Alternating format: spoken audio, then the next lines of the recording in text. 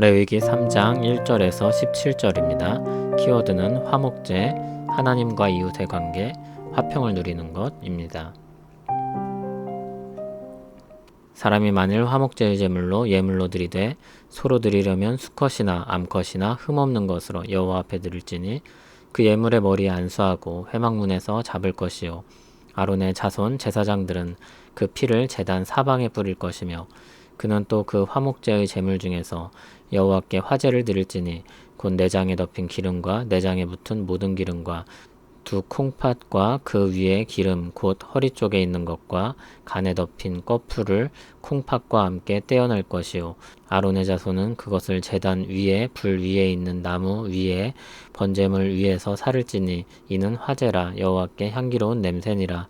만일 여호와께 예물로 드리는 화목제의 제물이 양이면 수컷이나 암컷이나 흠없는 것으로 드릴지며 만일 그의 예물로 드리는 것이 어린 양이면 그것을 여호와 앞으로 끌어다가 그 예물의 머리에 안수하고 회막 앞에서 잡을 것이요 아론의 자손은 그 피를 제단 사방에 부을 것이며 그는 그 화목제의 제물 중에서 여호와께 화제를 드릴지니 그 기름 곧 미골에서 밴 기름진 꼬리와 내장에 덮인 기름과 내장에 붙은 모든 기름과 두 콩팥과 그 위에 기름 곧 허리 쪽에 있는 것과 간에 덮인 꺼풀을 콩팥과 함께 떼어낼 것이요 제사장은 그것을 제단 위에서 불사를지니 이는 화제로 여호와께 드리는 음식이니라. 만일 그의 예물이 염소면 그것을 여호와 앞으로 끌어다가 그것의 머리에 안수하고 회막 앞에서 잡을 것이요 아론의 자손은 그 피를 제단 사방에 뿌릴 것이며 그는 그 중에서 예물을 가져다가 여호와께 화제를 드릴지니 곧 내장에 덮인 기름과 내장에 붙은 모든 기름과 두 콩팥과 그 위에 기름 곧 허리 쪽에 있는 것과 간에 덮인 꺼풀을 콩팥과 함께 떼어낼 것이요 제사장은 그것을 제단 위에서 불사를지니 이는 화제로 드리는 음식이요 향기로운 냄새라. 모든 기름은 여호와의 것이니라. 너희는 기름과 피를 먹지 말라. 이는 너희의 모든 처소에서 너희 대대로 지킬 영원한 규례니라. 아멘. 레위기 3장은 화목제에 대한 내용입니다. 화목제는 원어로 화목을 위한 희생이라는 의미를 담고 있습니다.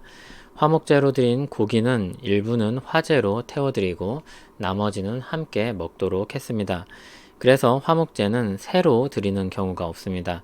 함께 나누는 제사인데 새는 너무 작기 때문에 나눌 고기가 없습니다. 그리고 고기는 당일에 다 먹도록 했습니다. 그러므로 화목제를 누가 드리는 날에는 많은 사람들이 기쁨을 누리는 교제의 시간이 되었을 것입니다. 하나님과 화목한 관계를 가질 수 있음에 감사하며 드리는 제사가 함께 기쁨을 나누는 교제로 이어집니다. 그리고 제물은 모두 흠없는 것으로 드리도록 했습니다. 병들거나 노쇠하여 기능을 할 수 없는 동물을 드리는 것이 아니라 최상의 것을 드리는 것입니다. 먼저 1절에서 5절은 소로 드리는 경우입니다. 2절을 보면 번제와 같은 의식이 나옵니다. 제물의 머리에 안수하고 회막문에서 잡습니다. 그리고 피를 제단 사방에 뿌립니다. 제물의 일부를 화제로 드리는데 그 설명이 3절, 4절에 나옵니다. 화제로 드리는 부분은 특정 부위에 있는 기름들입니다. 그것을 화제로 태우도록 했습니다. 6절부터 11절은 양으로 드리는 경우입니다. 절차는 소의 경우와 같습니다. 좀 독특하게 표현된 부분이 있는데 11절에 여호와께 드리는 음식이라고 했습니다. 하나님이 영이시기 때문에 그것을 실제로 드신다는 의미일 수는 없습니다. 이것은 우리 편에서 이해하기 쉬운 표현으로서 하나님께 감사를 표현하고 함께 교제하는 관계적인 의미를 가지는 것입니다. 12절 아래는 염소의 경우입니다. 앞에 소나 양과 절차는 같습니다. 17절에는 기름과 피를 먹지 말라는 명령이 나옵니다. 이 부분은 염소의 경우만이 아니라 앞에 나오는 모든 동물들을 포괄하는 것입니다. 바로 앞 16절에 기름은 여호와의 것이라고 했으니 하나님의 것으로 구별된 것을 취하지 못하게 하신 것입니다. 그리고 피는 생명을 상징합니다. 이 생명 역시 하나님께 속한 것입니다. 제사의 모든 중심이 하나님께 맞춰져 있음을 볼 수 있습니다. 7장에서 다시 추가적인 설명이 나오게 될 것입니다. 화목제는 하나님과의 화목한 관계를 감사하며 누리고 그것을 다른 사람들과 함께 나누는 제사입니다. 하나님과의 정상적인 관계는 사람들과의 관계에도 영향을 미칩니다. 하나님과의 관계만 좋고 사람들과의 관계는 좋지 않을 수 없는 것입니다. 물론 우리는 과정 속에 있는 사람들이기 때문에 그런 때가 있을 수 있습니다. 그러나 계속해서 그렇다면 무언가 문제가 있는 것입니다. 균형을 잃어버린 것입니다. 하나님과 관계된 신앙생활을 잘 하고 있는데 사람들과의 관계는 그렇지 않다면 우리는 우리의 신앙을 한번 돌아볼 필요가 있습니다. 로마서 5장 10절이나 고린도후서 5장 18절을 보면 신자는 그리스도로 말미암아 화목하게 된 사람들입니다. 그래서 예수님을 믿는 신자는 모두 하나님과 화목한 관계를 갖습니다. 그런데 그것을 실제로 누리는 것은 신앙생활을 통해서입니다. 화목한 관계라는 것은 문서에 쓰인 법적으로 수립된 관계만으로는 부족합니다. 정말로 하나님과 화목하다면 교류가 있어야 할 것입니다. 우리가 성경을 통해 하나님의 말씀을 듣고 기도로 하나님께 여러 가지로 말씀을 드리고 우리에게 주신 구원과 모든 것으로 인해 감사를 예배드림으로 표현하는 것 등이 그런 교제일 것입니다. 그리고 하나님과 화목한 관계는 하나님이 사랑하시는 대상들과도 연관됩니다. 이웃들과 하나님이 베푸신 은혜를 나누고 함께 누리는 것입니다. 에베소서 2장 13절 아래를 보면 예수 믿는 사람들은 그리스도의 피로 하나님과 그리고 그 안에서 또 다른 사람들과 화목하게 된 사람들입니다. 그리고 함께 지어져 가는 사람들입니다.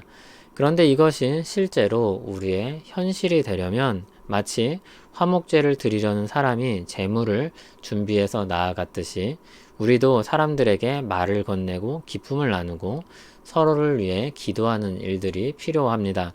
하나님과의 관계는 우리 시야를 넓혀주고 우리 마음을 변화시킵니다.